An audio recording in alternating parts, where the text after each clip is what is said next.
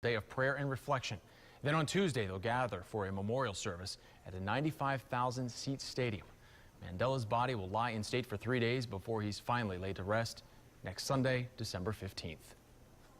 We should all work together to organize the most befitting funeral for this outstanding son of our country and the father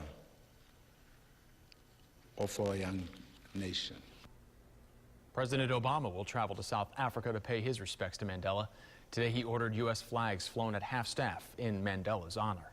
That same tribute was seen around the globe today, from the United Nations to the West Bank to Buckingham Palace in England.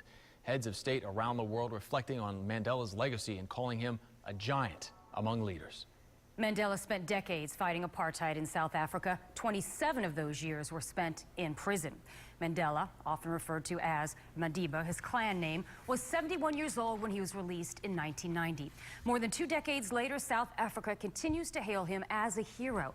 And this is the same man who said when he turned 90, he had lived a life of no regrets. I don't regret it because the things that attracted me were things that pleased my soul. United in grief, South Africans commemorated Mandela today with songs, tears, and prayers, while pledging to adhere to the values of unity and democracy that he embodied. And today, students at a Tampa school remembered Mandela and his legacy of forgiveness. Our Carson Chambers reports.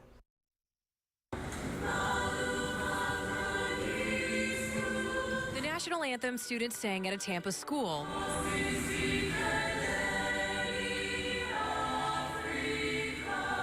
isn't one you often hear in this country, but today it was fitting. And the fact that our kids, thousands of miles away, decades later, are singing that song, it's transcended just that movement. South Africa's national song was a lesson in itself. A lesson one man's forgiveness is more powerful than violence. If I had to put one word, it would be peace.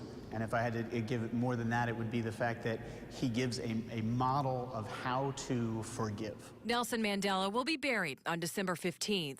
But his legacy lives with students who were just kids when Mandela was freed from a nearly 30-year imprisonment. He was so successful at promoting reconciliation. You know, the world is really kind of a violent place right now. Lots of conflicts go on because people can't come together and talk about things. Robert Danko is a Berkeley Prep senior, a debate team member who studied Mandela to better understand nonviolent dialogue. That he was able to single-handedly transition a country away from segregation, away from exclusion, and away from militant violence. Mandela is gone, but his legacy isn't. And this anthem at a Tampa school is proof.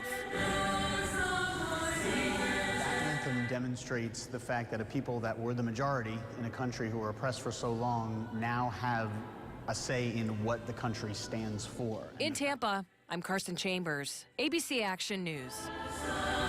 We have complete coverage.